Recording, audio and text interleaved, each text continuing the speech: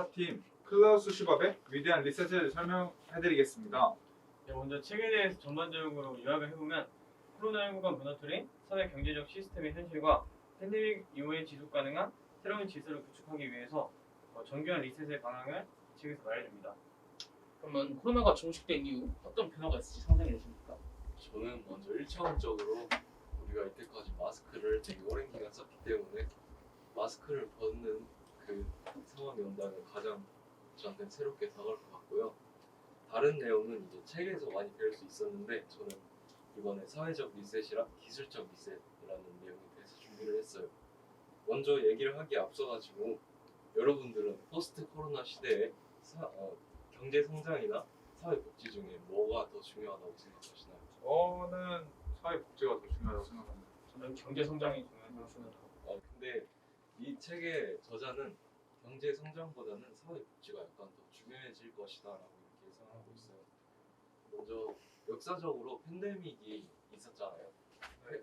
코로나19만 있었던 게 아닐 텐데 어떤 게 있었을지 사스? 혹시 아시나요? 메르스? 에볼라. 많이 나왔는데 걔들은 팬데믹은 아니고요. 사실 유행을 했었던 위험한 바이러스 정도라고 알고 계시면 될 것 같은데요. 대표적으로 14세기에 그 흑사병이 가장 대표적인 예시라고 할 수 있어요. 흑사병도 그렇고 이번 코로나19도 그렇고 우리 인류를 뒤집어 놓았고 우리 사회에 대한 철저한 테스트가 있었다고 할 수 있는데요. 먼저 코로나19는 이번에 우리 경제, 사회적 불평등을 상당히 악화시켰어요. 또한 이 코로나19로 인한 피해를 누구나 공평하게 입지 않았다라는 것이 밝혀졌는데 이런 코로나19 때문에 초래된 사회 불안은 약간 프랑스의 노란조끼 시위라고 아시나요? 아니요, 처음 들어보는 것 같아요. 프랑스의 노란조끼 시위는 그 프랑스에서 경제에 타격을 입자 이제 조세 개혁을 했는데 그게 노동자들한테 너무 불리하다라는 의견을 가지고 이를 개선하기 위해서 시위를 했어요. 여러분들은 시위에 대해서 어떻게 생각하시나요? 우리나라의 경우에는 촛불시 같은 것도 있지 않았을까요? 네, 긍정적인 결과를 가져오긴 했죠. 목표를 이루는. 어쨌든 그렇게 사회 혼란이 시위 때문에 초래될 수는 있지만 시위의 목적이 정당하다면 올바른 방향을 가질 수 있을 것이고 그리고 이러한 목적의 시위는 오히려 상위 기관이 올바른 정책을 추진하도록 하는 기회가 될 수도 있어요. 일각에서는 이번에 팬데믹으로 이번에 큰 정부가 나타나야 한다라는 의견이 나오고 있어요. 즉 큰 정부가 필요하다라는 것인데 여기서는 이제 큰 정부가 기업에 결정적인 영향을 미치거나 아니면 특권층에 대한 과세 부과 같은 걸로 이제 사회 보호를 해야 한다라는 입장이에요. 만약에 근데 우리는 신자유주의 세상에 태어나가지고 지금까지 살고 있는데요. 그렇기 때문에 우리는 이런 정부 개입에 대해서 약간 거부감이 들 것 같아요. 맞죠? 그렇죠. 그런데 이렇게 우리는 거부감이 있을 것이고 때문에 우리는 이제 소설 1984를 생각해 볼 수가 있는데요. 소설 1984를 떠올려 본다면은 이번에 코로나19 극복을 위해서 단기적으로 정부 개입을 중요하게 생각하는 것보다 이제 개인의 사생활이나 자유시장에 대한 중요성을 잊지 말아야 할 것이라고 생각을 해요. 그리고 우리가 이제 사회 계약을 재정립할 때 정부의 긍부정적인 영향이 활발하게 드러나는데요. 왜냐하면 그 질과 경도성에 대해서 비판적인 질문도 많이 던지게 돼요. 그렇기 때문에 그럼 혹시 코로나 이전과 코로나 이후에 정부의 중요성이 어떻게 달라진 건가요? 아까 말했듯이 일각에서 큰 정부의 필요성이 있다고 했는데 왜냐면은 이제는 경제가 많이 타격을 입었기 때문에 자유시장에 스스로 복구보다는 정부가 개입해서 복구를 하고 사회를 보호해야 한다라는 입장이 많이 나타나고 있기 때문에 이전보다는 정부의 개입이 많이 필요하다라는 입장이 많습니다. 그러면 국가 경제 회복을 목적으로 특권층에 대한 추가 과세 부과는 부당하지 않나요? 아까 말했듯이 큰 정부는 시장의 성장보다는 사회 보호가 목적이기 때문에 사회 보호를 위해서는 정부의 개입이 있을 텐데 정부의 개입은 자유시장의 존중보다는 그런 특권층에 대한 희생을 요구하는 양상이 있기 때문에 필요할 것 같습니다. 다음으로는 이제 기술적 리셋에 대한 소개를 부탁드립니다. 여러분들은 기술적 리셋이 딱 들으면 어떤 게 생각나시나요? 4차 산업혁명에서는 이제 비대면 사업이 제일 크게 변화될까요? 맞죠? 그렇게 우리 기술적 리셋은 4차 산업혁명이랑 이번에 팬데믹 이후로 엄청 혁신적으로 가속화되고 있어요. 가장 눈에 띄는 것이 바로 디지털 전환이라고 할 수 있는데요. 이번에 코로나19로 인한 사회적 거리두기 아니면 출입국 제한 이런 사회 통제랑 이번에 규제 당국에서 기술 규제를 완화를 시켜줬어요. 이런 게 촉매제가 돼가지고 이번에 아주 많은 발전을 이루게 됐는데요. 소비자들은 전자 방식을 찾게 됐어요. 어떤 식이냐? 예를 들면 비대면, 예를 들어 학교에서 수업을 하는 것이나 이제 배달의 민족 같은 배달 어플을 사용한다든지 하는 식으로 전자 방식의 비대면을 많이 선호하게 됐고요. 기업 같은 경우에는 아마 아마존이 제일 유명하죠. 로봇을 쓰는 건데 이렇게 로봇 프로세스 자동화를 사용해가지고 실업률은 늘어났다는 안타까운 결과가 있지만 오히려 효율성을 증가시키는 긍정적인 결과도 있다고 했습니다. 이제 우리 코로나19 시대에 이런 전자 방식으로 감염자들의 이런 추적과 감시가 불가피하게 됐는데요. 가장 대표적인 것이 어떤 게 있는지 아시나요? 많이 경험해보셨을 거예요. QR코드나 이런 게 제일 네, 그렇죠. 우리나라에서는 QR코드나 전화를 많이 사용하죠. 근데 그 싱가포르에서 가장 이상적으로 뭐 사생활과 추적의 균형을 잘 잡았다라고 하는 앱이 트레이스 투게더라는 앱이 있어요. 이 앱은 우리나라와 다르게 블루투스 방식을 사용하는데 그렇기 때문에 약간의 다른 점이 있겠죠. 현재 우리나라와 같은 상태에서 이제 사생활과 코로나19 예방 중 어느 쪽이 좀 더 치중해야 한다고 생각하시나요?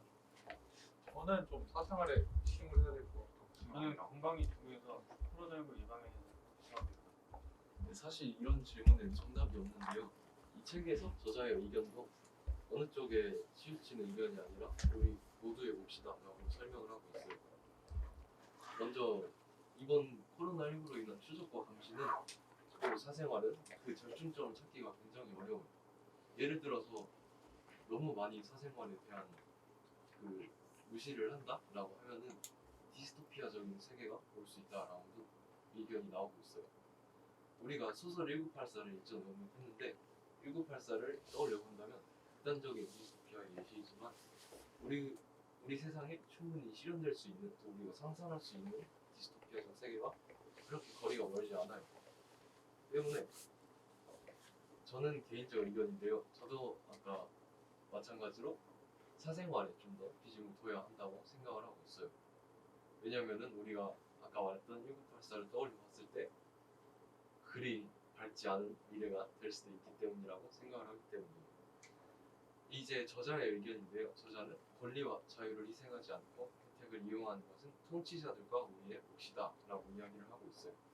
왜냐면은 통치자가 이런 추적과 감시를 담당하게 된다면 코로나19 방역이나 그런 명분을 가지고 우리의 사생활을 침해하게 된다면 이는 충분히 나올 말도 없고 가능한 일이기 때문입니다. 이상입니다.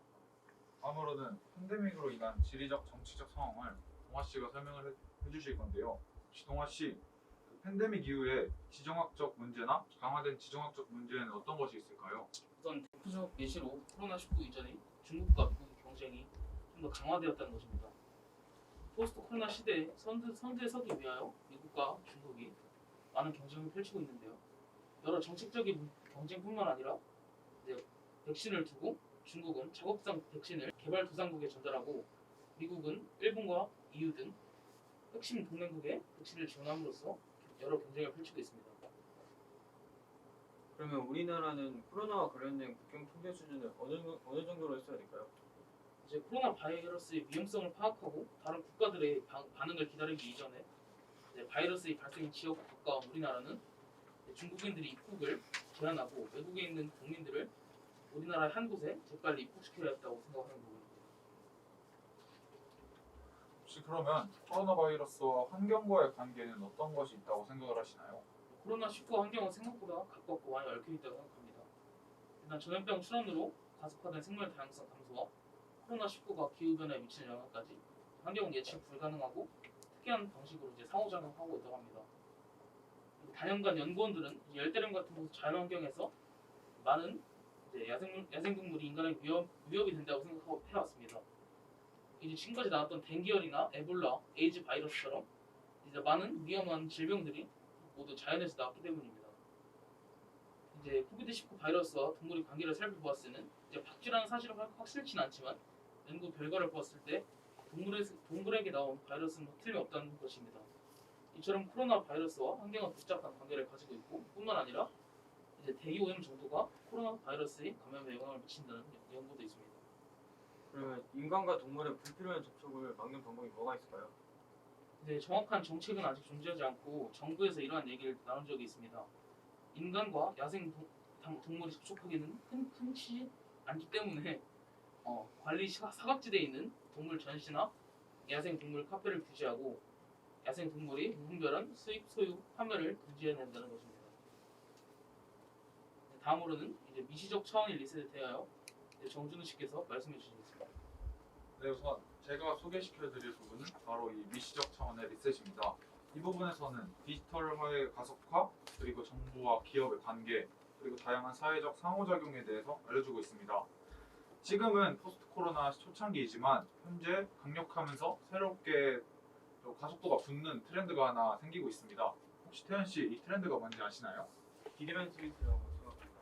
네, 맞습니다. 바로 이 비대면과 관련된 디지털 트렌드입니다.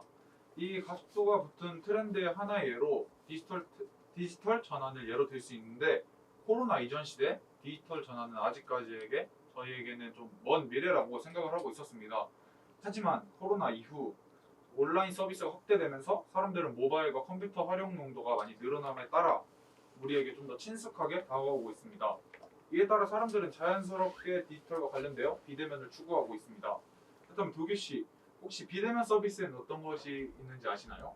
저는 이제 키오스크나 배달의 민족 많이 사용하기 때문에 그런 거 많이 익숙한 것 같습니다. 통틀어서 보자면 전자상 거래, 그리고 비대면 경영, 디지털 콘텐츠, 로봇, 드론 배송과 같은 다양한 분야가 존재를 하고 있습니다. 그리고 코로나19 사태에 맞춰서 취해진 사회적 전파 늦추기와 그리고 다양한 지역 폐쇄 등을 통하여 물리적 거리두기 조치로 전자상 거래가 어느 때보다도 지금 활발하게 상업 트렌드로 부상하고 있다고 할 수 있습니다. 이렇게 많은 디지털 분야가 늘어나면서 종사하는 기업이 많이 번창할 것이라고 예상하고 있고 이러한 기업들의 코로나19에 대한 대처는 정부와 많은 관련이 있다고 볼 수 있습니다. 포스트 코로나 시대 기업은 과거보다 정부의 간섭을 훨씬 더 자연스럽게 많이 받게 되고 기업의 생사와 산업 활동에 대한 정부의 개입 확대 여부는 국가 산업마다 다를 것이므로 각각의 색깔을 띌 것이라고 예상을 하고 있습니다. 이러한 각각의 색깔에 맞춰서 기업의 색깔과 그리고 정부의 개입을 통하여 지금 이 코로나 시대에 더욱더 발전할 수 있는 계기를 만들 수 있다고 생각을 합니다. 네, 그러면 현재 정부는 어떠한 방법을 통해서 기업을 지원하고 있는지 알려주세요. 현재 정부는 기업들에게 지원금이나 자금 조달 제도를 통해 많은 지원을 해주고 있습니다. 중소기업을 위해 정부는 정책 자금을 통해 시중은행보다 저렴한 금리와 그리고 높은 한도를 통해 많은 중소기업을 돕고 있고 실제로 많은 중소기업들이 이 정책 자금을 많이 신청하고 있고 나라에서는 올해 5조 이상을 투입하며 다양한 중소기업을 돕고 있다고 하고 있습니다. 다음으로는 다양한 산업의 초기화에 대해서 정준 씨께서 말씀해 주세요. 코로나 팬데믹으로 인해 늘어날 수 있는 행동과 줄어들 수 있는 행동에는 무엇이 있을까요? 우선은 포스트 코로나 시대 초기에는 소비자들이 직접 만나 거래하는 산업은 원거력은 가상 산업보다는 좀 훨씬 더 힘들게 느껴지실 겁니다. 저희도 갑자기 이런 마스크를 쓰거나 그리고 사람들을 만나지 못하는 거에 대해서 많이 힘듦을 느꼈는데 현대 경제에서 우리가 하는 많은 양의 소비가 사회적 상호관계가 상호작용을 통해서 이루어지고 있다고 해도 과언이 아닙니다. 하지만 현재 봉쇄 조치로 인하여 사회적 작용은 많은 타격을 받았습니다.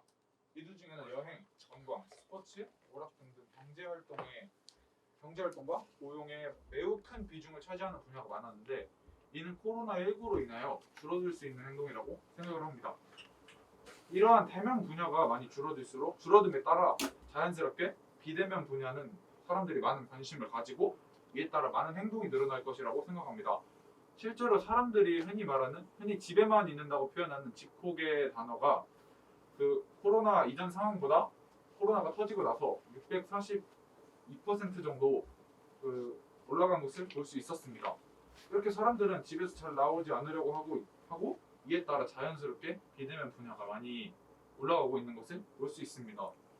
또한 사람들은 오프라인 업종에 대한 관심이 많이 낮아졌으며 전반적으로 락커머스와 배달앱에 많은 관심을 쏟고 있다고 할 수 있습니다. 이러한 상황으로 볼 때 전반적으로 오프라인에 대한 활동은 줄어들 것이며 온라인과 그리고 비대면과 관련된 활동이 많이 늘어날 것이라고 정리할 수 있습니다. 다음으로는 팬데믹과 인간 심리 관계에서 인간성의 재정에 대해서 설명해 주세요. 네, 우리가 역사적 사례를 보면 허리케인 같은 자연재해에서는 사람들을 하나로 단합시켰지만 팬데믹과 같이 장기적인 현상에서는 사람들을 갈라놓았습니다. 이처럼 격렬하고 짧은 자연재해를 갑자기 맞닥뜨렸을 때 사람들은 함께 뭉쳐서 비교적으로 빨리 회복하는 편인데요. 반면에 코로나19와 같이 장기적인 현상을 맞이하면은 죽음에 대한 원초적인 공포가 장기적으로 지속돼서 불확실성에 대한 불안감이 증가하게 됩니다. 이런 팬데믹이 주는 위험은 복잡하고 파악하기 어려운데 이때 인간의 심리는 타인에게 관심을 갖기보다는 자신만을 생각하는 심리적 상태가 강해진다고 합니다. 이렇게 자신만을 생각하는 심리적 상태가 강해지면 여기에서 말하는 사회적 유대감이 결속될 수 있고 감소한다고 합니다.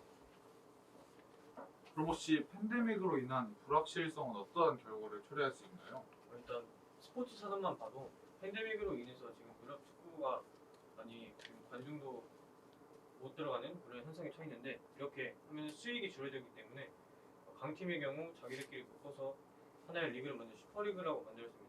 근데 이게 지금 실패했지만 그 실패에는 그 약팀들이 소외된다는 말로 그래서 이제 축구판에 양극화가 발생한다고 해서 이러한 경제적인 문제도 있기 때문에 불확실성이 더 커졌다고 말할 수 있습니다. 다음으로는 시간, 또 소비와 팬데믹의 관계에 대해서 한번 더 설명해 주세요. 그래서 코로나19의 팬데믹으로 인한 공세 속에서 성과를 이뤄낸 많은 문학적인 작품도 있는데요. 준현 씨 혹시 아시나요? 저는 잘 모르겠습니다.